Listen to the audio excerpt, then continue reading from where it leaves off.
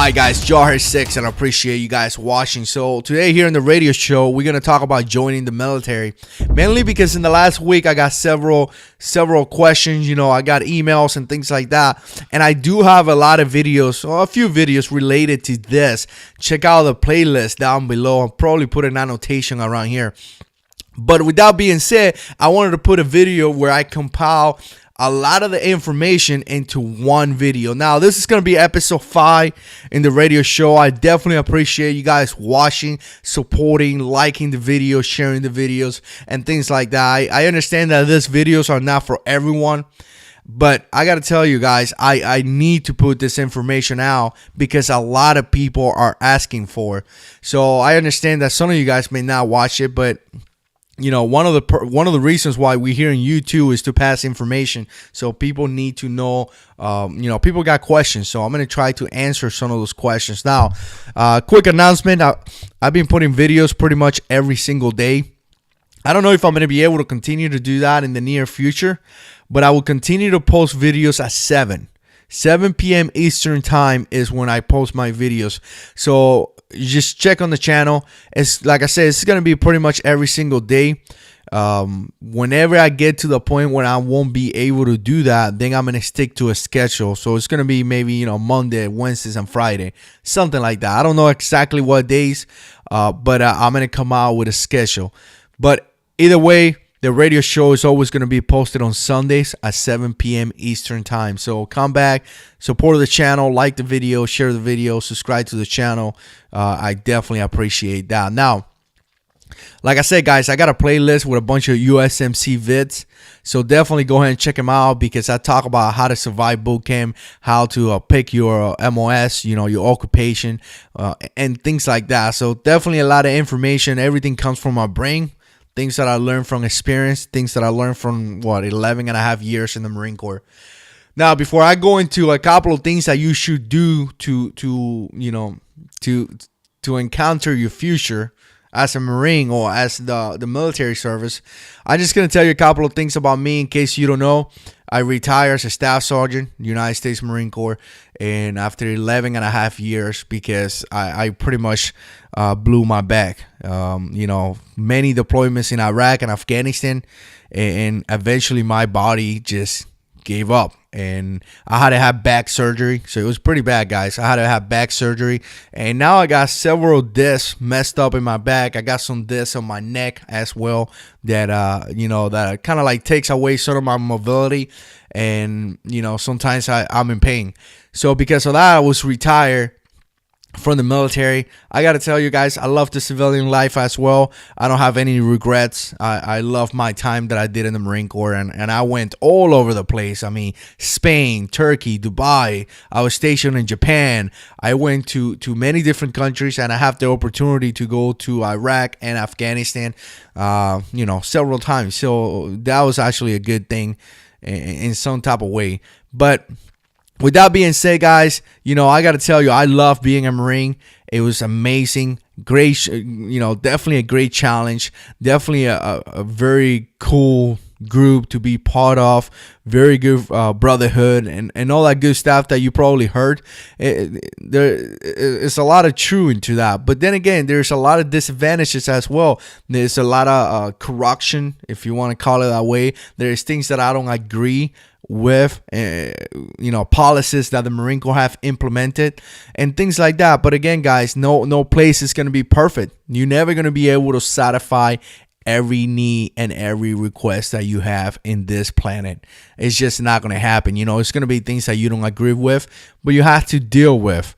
So with that being said, guys, let's talk about a couple of things that you want to do before you actually go into preparing for boot camp, into preparing to talk to that recruiter and things that comes to that. Now, my dog is like barking, so you may hear my dog. You guys seen Marley in many of my videos, so it's not a surprise. Now let's talk about a couple of things before you actually talk to a recruiter.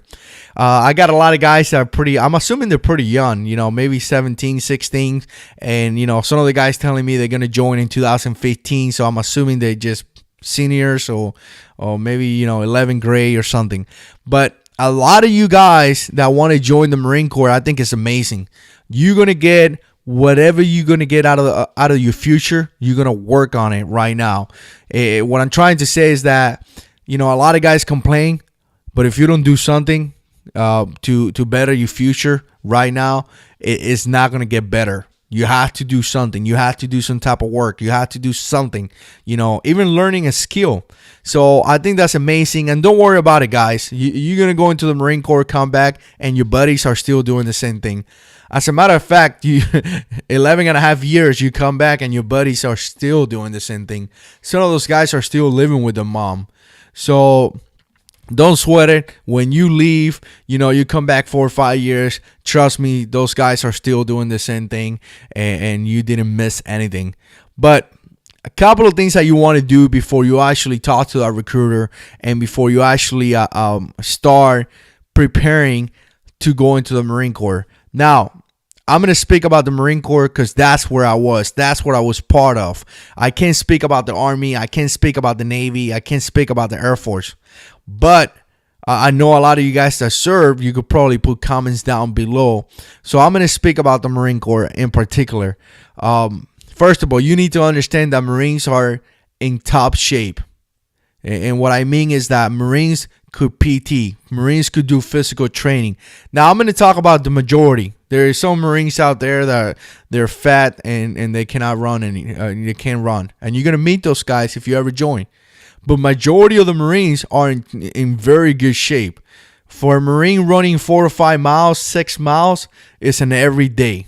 I mean, that's just easy. You will see when you join the Corps that you go for a 5-mile run just for fun, and they're not playing when it comes to that.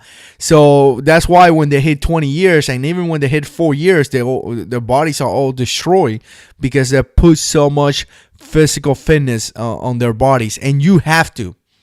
I need you guys to understand that you have to be in shape because you are the 911 response force for the country. If something happens, Marines are going to fight, as well as the Army and the other guys. By no means, guys, I'm not taking away from the other services. I'm just talking about the Marine Corps because that's where I serve. So you have to be in good shape. It's just something that you have to do now. So what I'm trying to say, guys, that this starts right now. If you in 10th grade, 11th grade, senior, you could start PTing right now. Trust me, that's going to help you. If you show up to boot camp fat and you can't run, you're going to have issues. It's going to be painful. It's going to be crazy. And I got to tell you guys, because I was one of those guys. I lost 47 pounds in boot camp.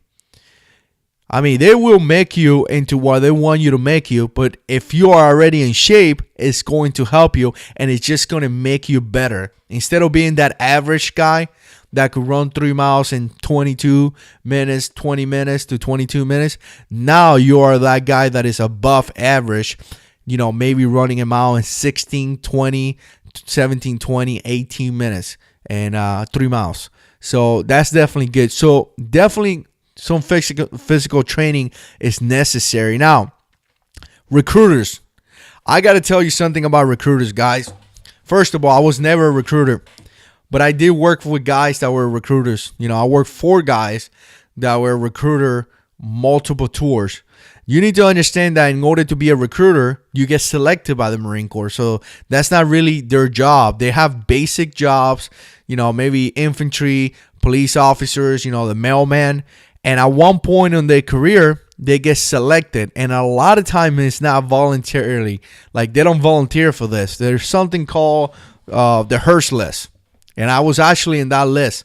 When that Hearst list comes out, we'll tell you that you need to, go and get screened to be a recruiter, a DI, drill instructor. And there's other billets, as well, like embassy duty and things like that. If they pick you, they're going to pick you and you're going to become a recruiter. So, at one point I got put in the Hearst list and I was supposed to go and get screened for that, but I was in Afghanistan. So they took me over. They took me out. I was in Afghanistan. So it's not like I could go back to the country to check in with those guys, But with that being said, those recruiters, the reason why they're being recruiters is because it's going to better their career. If you become a recruiter, usually you do about 4 years, maybe 8 years in the military, and then you go into a recruiter. Once you finish that recruiting duty, most likely you're going to pick up the next rank, which typically is staff sergeant. And it's extremely beneficial when you have that billet as a recruiter or DI, drill instructor. It makes you look extremely good for promotion. What I'm trying to go here, guys, is that recruiters are going to accomplish a mission, because if they fail as recruiters, their careers are done, like straight out. If you go into a recruiting field and you don't make it, your career most likely 99, maybe 95% is done. You won't pick up staff sergeant. Remember, guys, in order to retire from the Marine Corps, you have to pick up the rank of staff sergeant, E6.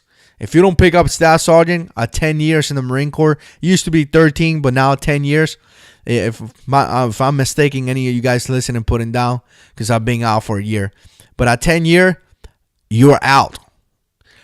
I mean, there is some criteria there. You have to be looked for staff sergeant, a couple of other things, but most likely at 10 year, you're out. So you need to pick up staff sergeant. So a lot of those guys go into recruiting, and a lot of those guys would do the best that they can do to accomplish a mission. Now, I'm not saying recruiters are bad. Recruiters are great guys, but you need to understand that they want to accomplish a mission. So they're going to do anything on their power to satisfy you in some kind of way. They want to try to give you what you want, but at the same time, they are trying to accomplish the mission because they have to.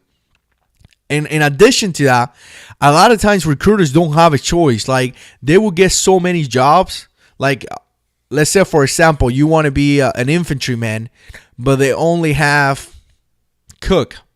That's the only thing they have.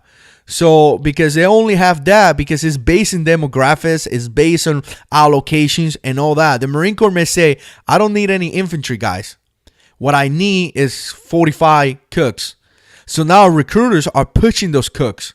So they will make you seeing, or they will make that MOS, that occupational cook, seem like it's the best thing in the entire Marine Corps. Like, once you become a cook, you're going to be the best Marine out there. So keep that in mind, guys. And again, I'm not bashing on recruiters, but you guys know what I'm saying. Don't come here and tell me that is not true. That is true. They're going to accomplish a mission because they have to. And they are really good. So they're going to give you a job that is like amazing. You know, when I joined in the Marine Corps, my recruiter tried to get me to be an admin guy, administration. And he tried really, really hard, but I said no every single time. I wanted to be a military police officer. And it took me about 5 months. And eventually he got a quarter for military police officer, and I got it. Which should bring me into the next step, guys. Whatever the recruiter tells you, make sure it's in writing. If they tell you you're going to be an engineer, make sure it says engineer.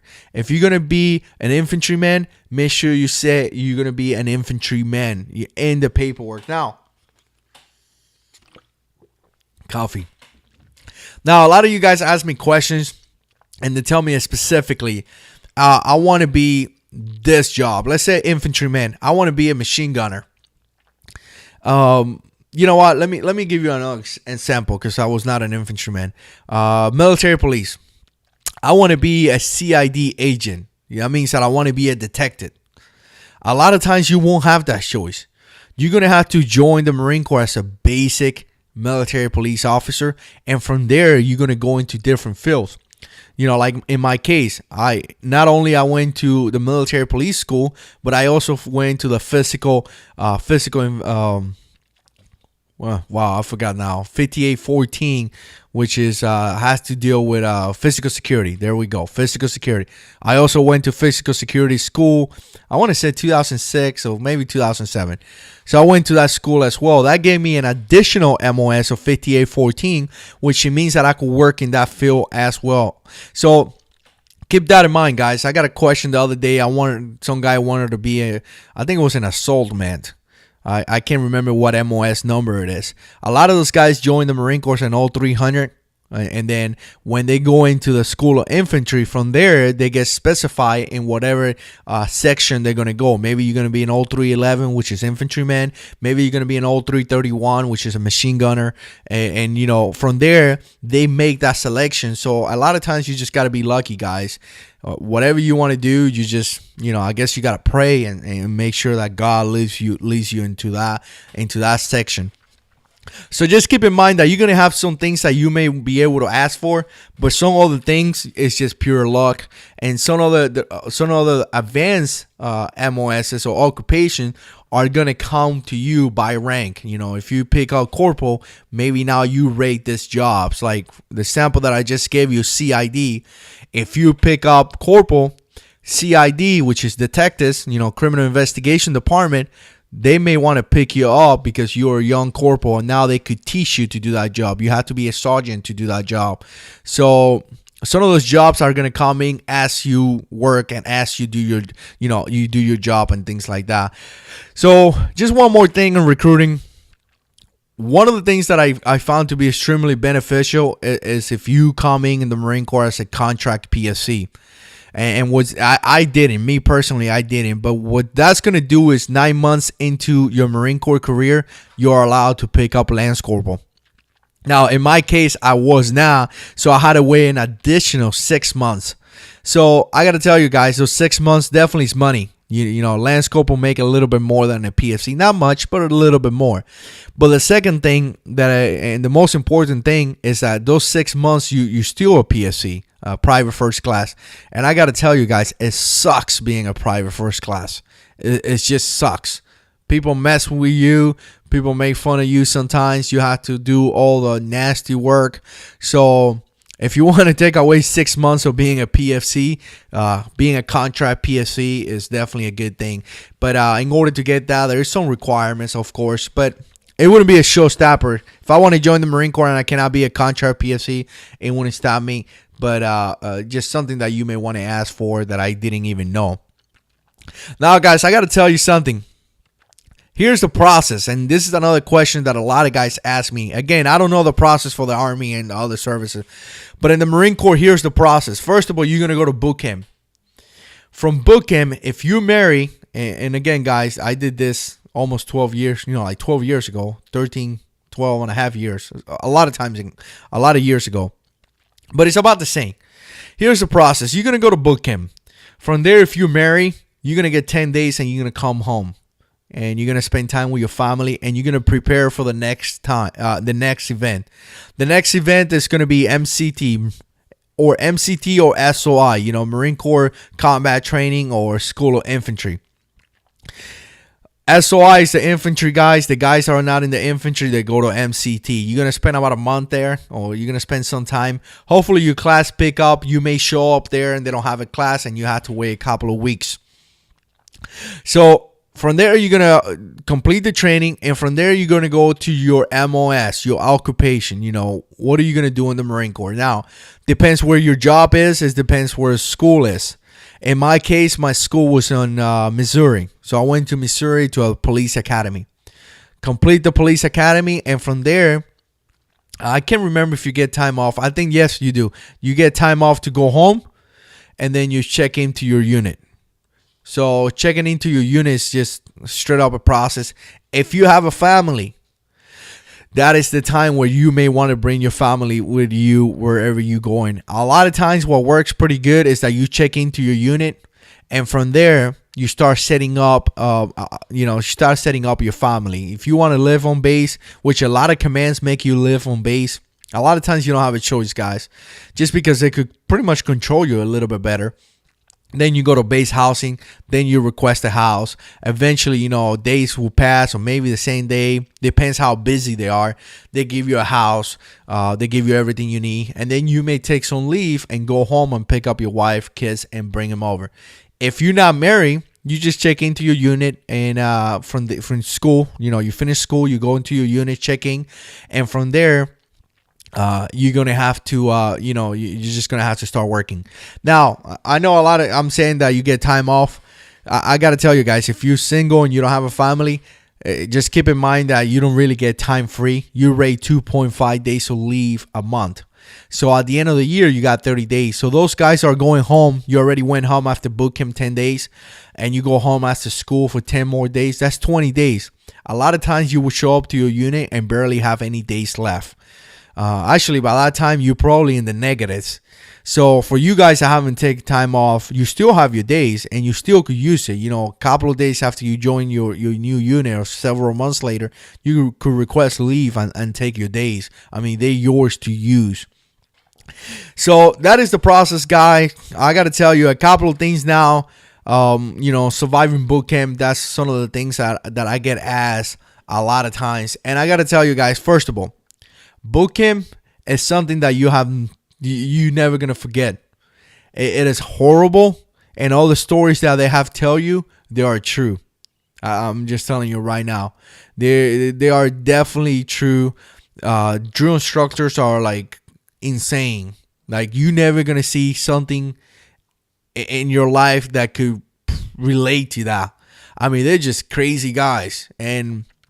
But with that being said, their job is to teach you how to be Marines. They have one of the most critical jobs in the Marine Corps, I believe.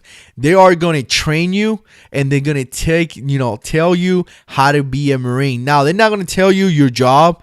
They're not going to train you in your, if you're the mailman, they're not going to train you how to do your job. They're going to train you how to be a Marine. And that's one of the things that I think it kind of separates us from a couple of the other services. We don't take pride in our job. We don't take pride on, I was a military policeman. We typically, generally, we take pride on the fact that we are Marines. And, they say every Marine is a rifleman.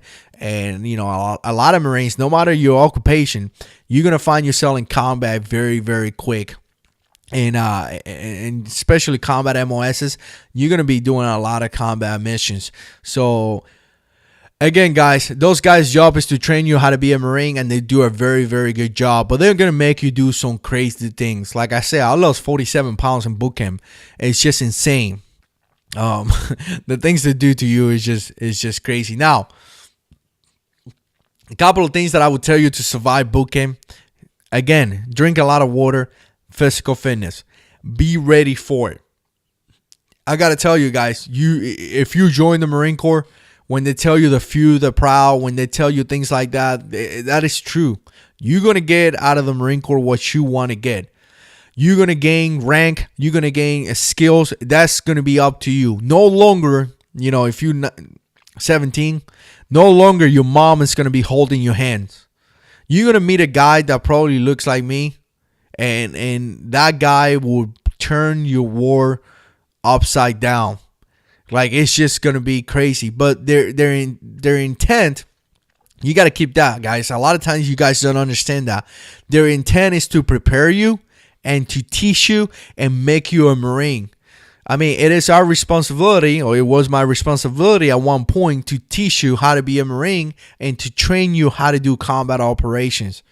And it just sucks when one of you guys get killed. I mean, it just sucks. The last one that I knew that got killed, I'm not going to mention his name, but I trained him in many different aspects of combat, and he got killed, a couple of years ago. And sometimes, guys, I got to tell you, sometimes it just happen. You could be fully prepared and fully trained, but sometimes you just there at the right time, at the right moment, and it's your time to go.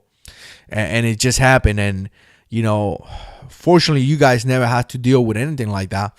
But their job is to train you. Their job is to teach you how to be a Marine. Their job is to tell you things that they have experienced. So it's critical that you listen to some of those guys, because they may have a lot of experience. Now, definitely there are some guys out there that they don't know what they're talking about, but generally those guys do a great job. Now, one thing that I would tell you that you want to do before you go to boot camp is learn how to swim. A lot of guys, you have to pass swim qualification. You have to jump into the pool, and you got to do that qualification. As a matter of fact, you got to do it every year. And if you don't know how to swim, guy, you may want to start learning, because they would throw you in a pool, and good luck.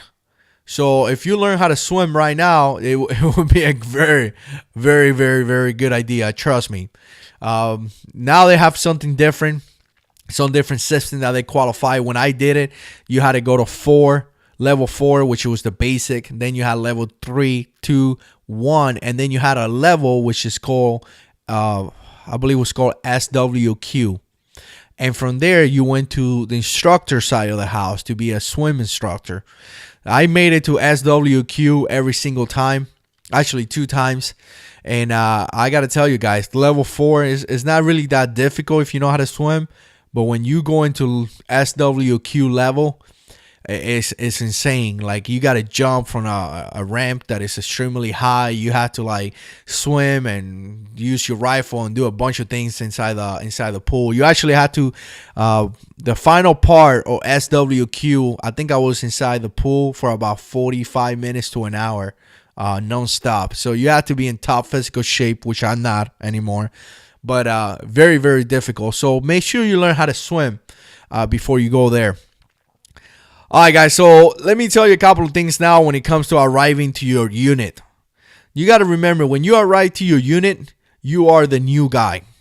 You're just straight up the new guy. So it is very, very difficult. I would say this is probably one of the most difficult parts of your entire training, arriving to your unit for the first time. You're the new guy. You're going to have to do the dirty job. So don't be surprised if you have to, you join the Marine Corps thinking you're going to be an administrator or specialist, and now you find yourself cleaning bathrooms and cleaning the floor. It's just going to happen, guys. You finding yourself doing extra duties. It is going to happen. You are the new guy. So, in order to make it to like myself, I made it to Staff Sergeant, which is in the Staff NCO ranks. And, typically when you make it to Staff Sergeant, if you want to look at it this way, you kind of like a made man, like in the mafia. You made it to the big dogs. But in order to make it there, I mean, I clean bathrooms, I clean the floor. I remember in 2003 we had a do things in combat that were pretty disgusting, and we had to clean bunch of stuff. And I'm not gonna go into that, but you're the new guy, so it's going to happen. So don't be surprised if you do things like that. Don't be surprised if they mess with you a little bit. Marines, especially Lance Corporals, E3s, they are known from being pretty mean. So if you're the new guy, those guys are going to be kind of mean to you for a while until you make it to the circle. You got to make it to the circle. You got to prove yourself. You got to prove that you're a tough dude. You got to prove that you earned that rank. And once you do that, you be part of the circle. Once you get put in part of the circle, definitely, you're going to have a better time. Now, I always told my Marines when I was a platoon sergeant, in charge of a platoon and even a platoon commander, I knew those things would happen, so I always made sure the new guys were taken care. Hopefully you find somebody that did kind of like what I did. But if you don't, and some guys, I mean, the Marine Corps don't condone this, but the possibility of some of those guys messing with you is pretty much there. So all I'm saying, guys, when it comes to that is that, you're going to have to clean bathrooms, and you're going to have to clean hallways, and you're going to have to do a bunch of extra duties. And then as you pick up rank, you may have to start working into your job. A lot of guys get really motivated about the job, and they want to do a lot of things, and they don't have the opportunity. So the opportunity is going to come with rank, with time in your job. You're going to be able to do what you want to do. Like I said, at one point, when I picked up Staff Sergeant and I became a platoon sergeant, I had my own platoon. So now it was my time to decide what my platoon, which, have anything from 26 to 30 men, did. Before that, if I wasn't a platoon sergeant, I didn't have that power. So sometimes you got to weigh your time to make sure you have that power to do what you want to do. So just keep that in mind. Definitely arriving to your unit is going to be critical, but it's your time to learn your job, guys. Learn your job. The best way to get out of trouble and the best way to impress your superiors is by learning your job. If you know what to do and how to do it and do it right, people are going to be impressed, and it's going to help you in promotion. It's going to help you in a lot of different things. Now, Talking about promotion, guys, here's another question that I get. How do I get promoted? Well, promotion is based on many different things. And I got to tell you guys, promotion is extremely critical. That's one of the best things that could happen to you in the Marine Corps. Coffee's getting cold. That is one of the best things that could happen to you in the Marine Corps. As you pick up rank, you could do, you have different responsibilities and you're in charge of people. So, when you got that E4 corporal messing with you, telling you to clean the bathroom because you're an E3, and now you pick up E4, guess what, guys? You no longer cleaning the bathroom.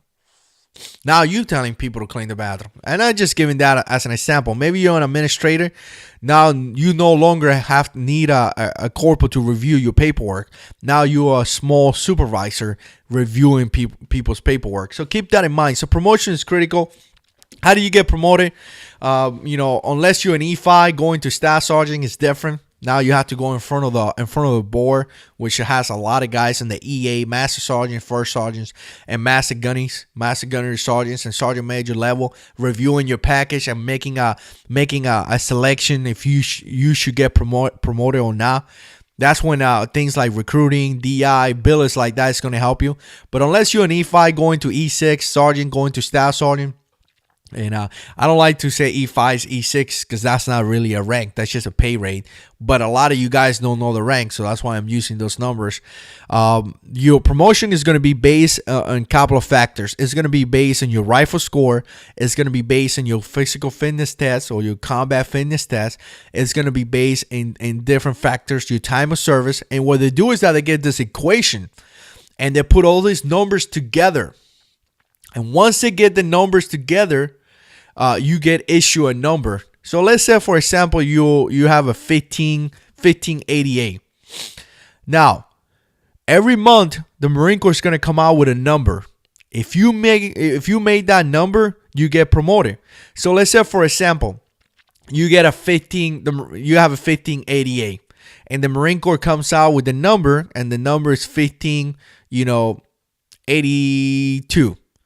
You made it. You're going to get promoted to the next rank. Unless guys like, myself, when I was in the Corps, or all the guys recommend you not to get promoted.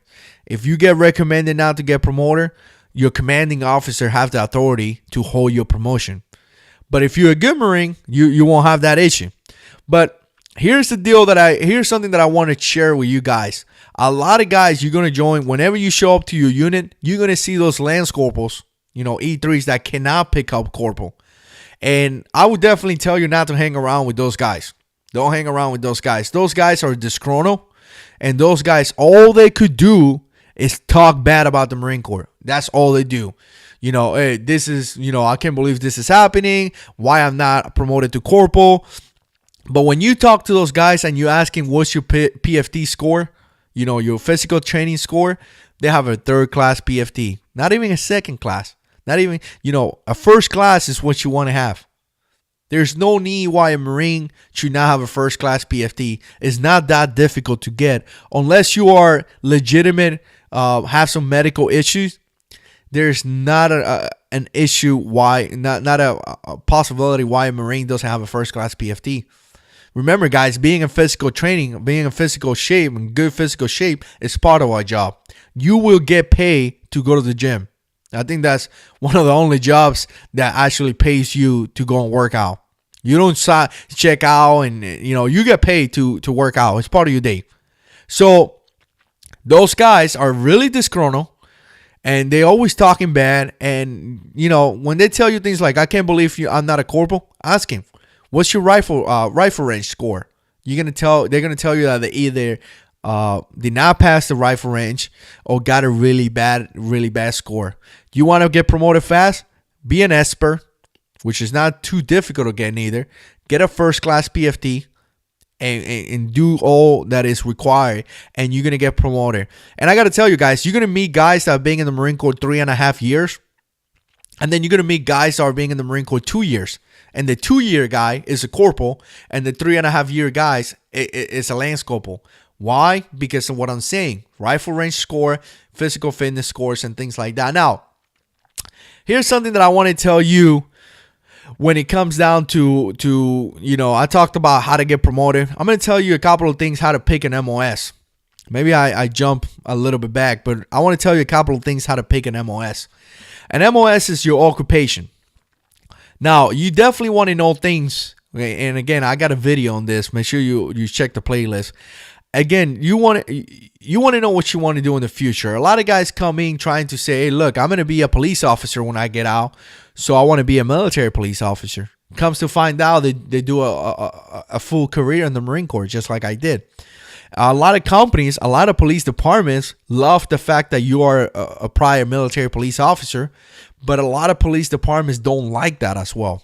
Mainly because once you work as a military police officer for 4, 5, 6 years, whatever, you have this thing called bad habits. You have things that you know how to do that in a way they possibly not wrong, but they could be wrong.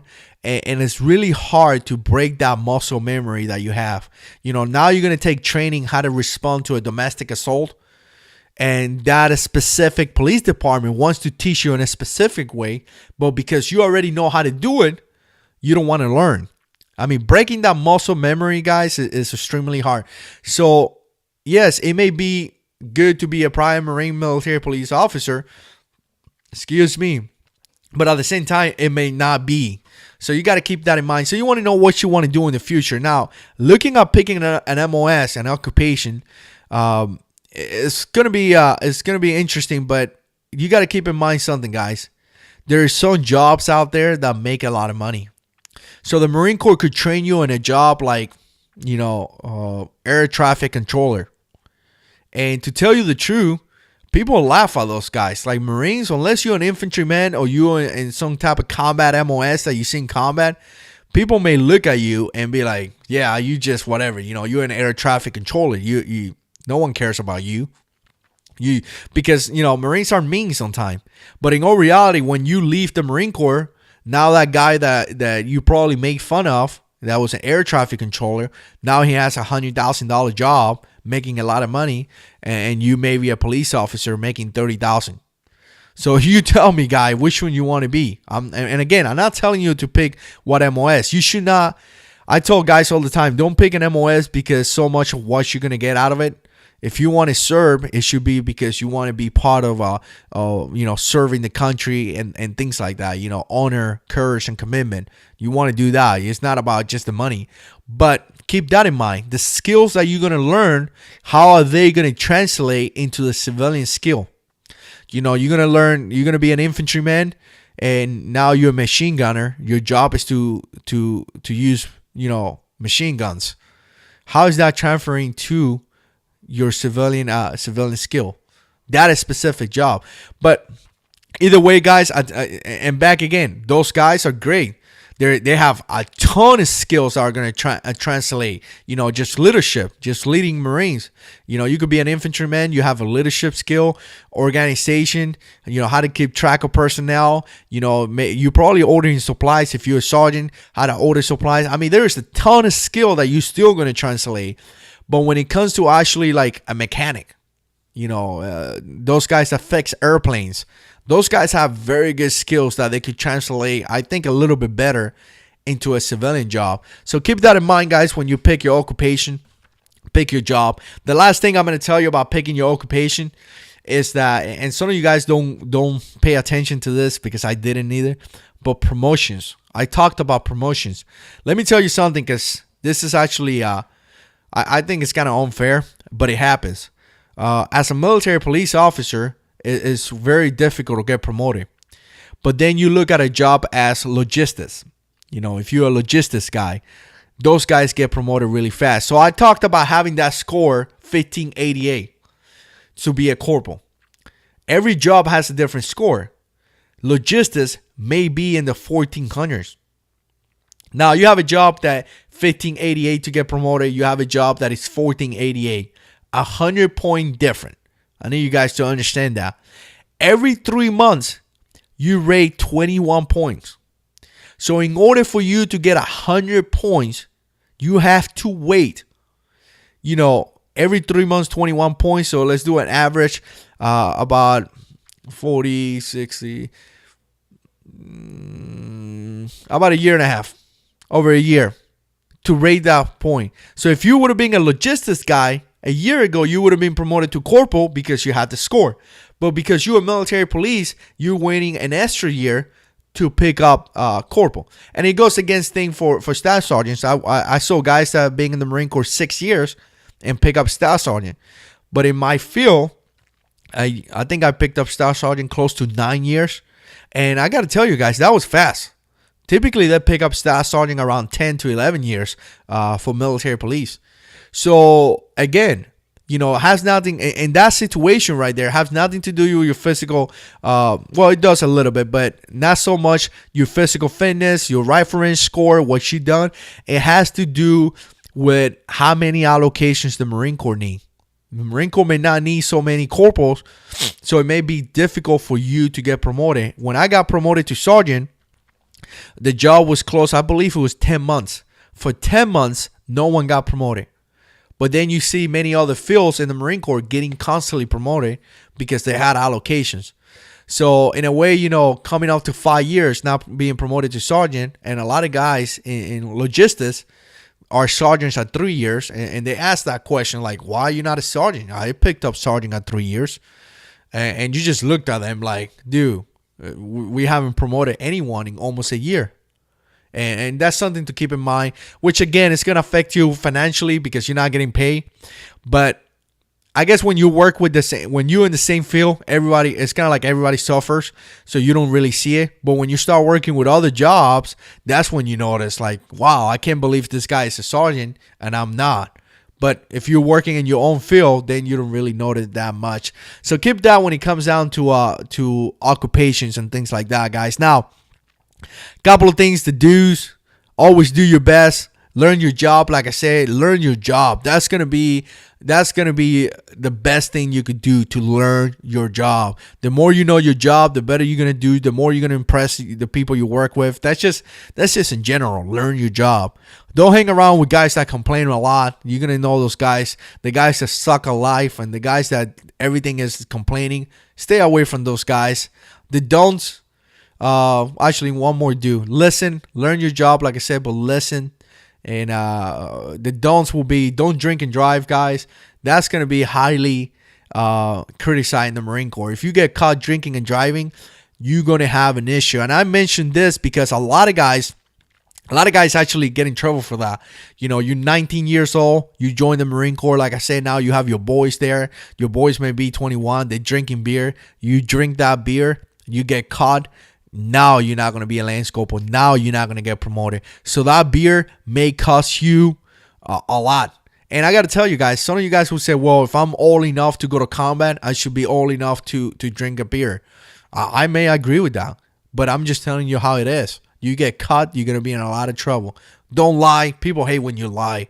Say they always speak the truth.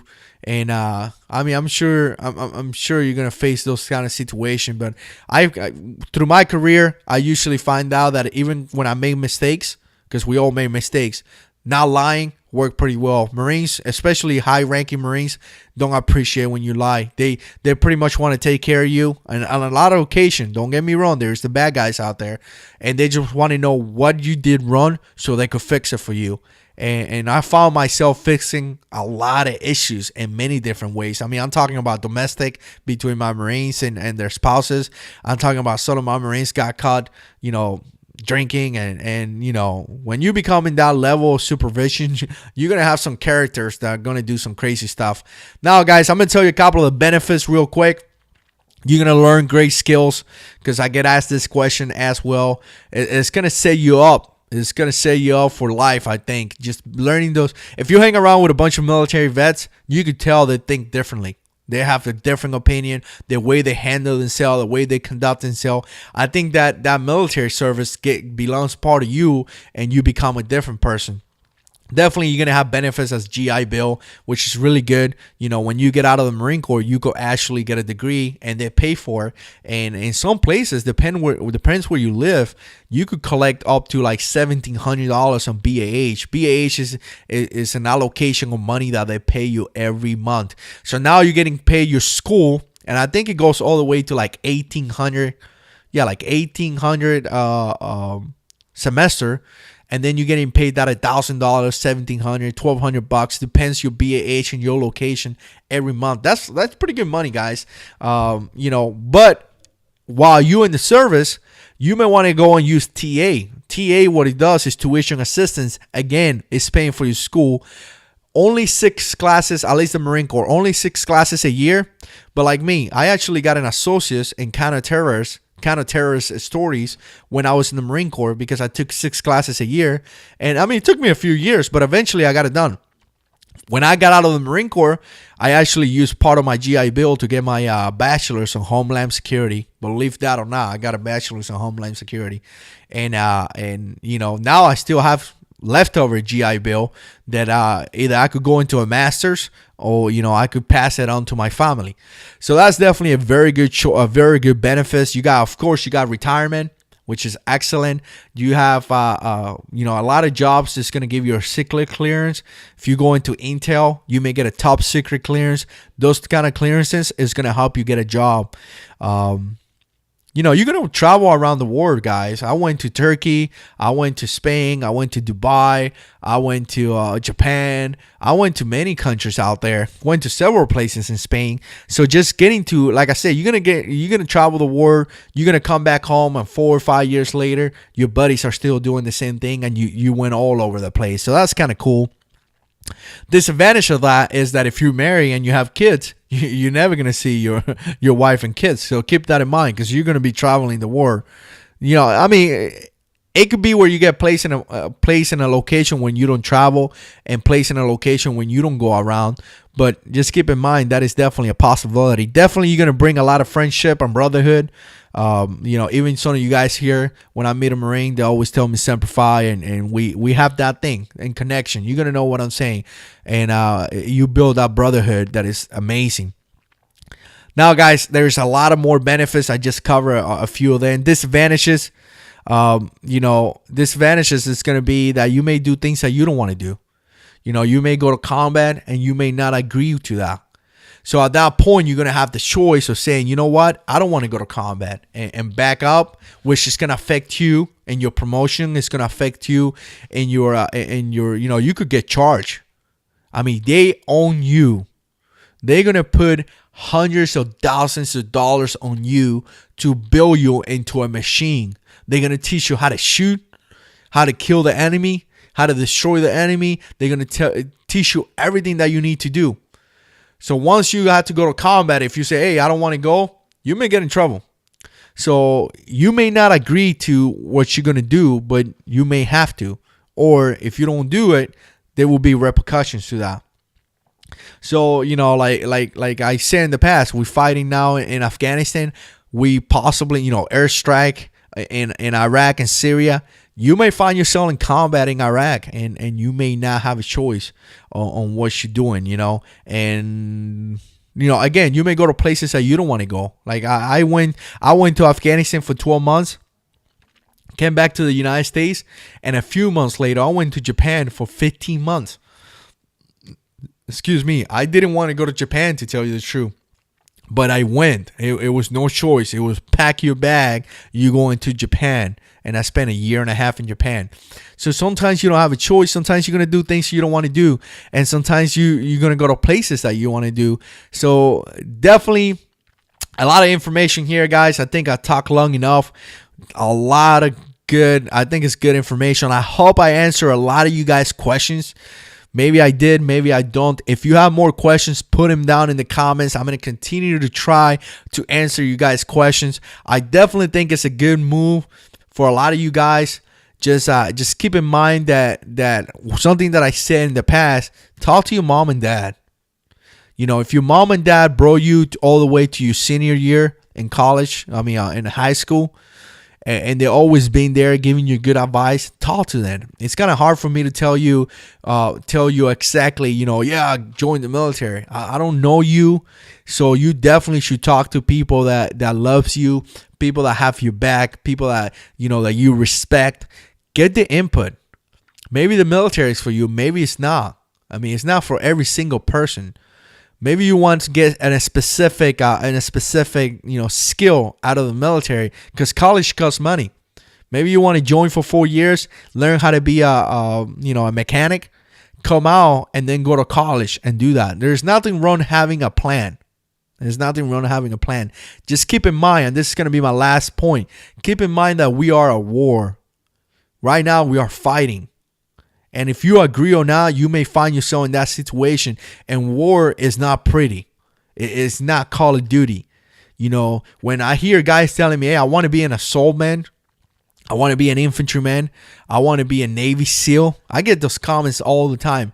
I get it, brother. Do it. If you want to do it, do it. Prepare for it. Physical training. Mentally prepare for it. But keep in mind that it's hard. Keep in mind it's going to be difficult. And keep in mind that you may do things that you don't want to do. You may have to shoot someone. You may have to kill someone. You may have to see your buddy die in front of you. Those things are going to hunt you, guys. If you don't think so, those things are going to follow you. You may see a car bomb going off and burning people alive. Those are the things that you're going to see. It is not Call of Duty. It is not playing Xbox. It is the real deal. They're going to prepare you for it, but it's the real deal. So when you make those statements, understand what you're making, what kind of statement you're making. This is the real deal. You're going to join the Marine Corps. You're going to join the Army. Be prepared to fight. And so I just get a lot of comments, and sometimes I think to myself, like, do you really understand what you're saying when you're going to go to combat? It's not pretty.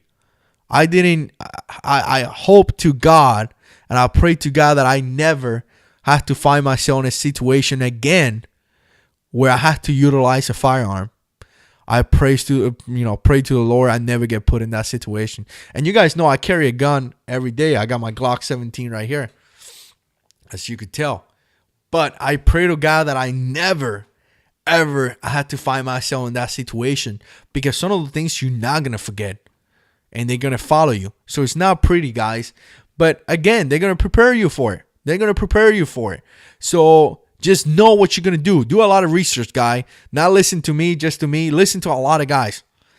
People are going to have different experiences, because people did different things in the Marine Corps. People did different things in the service.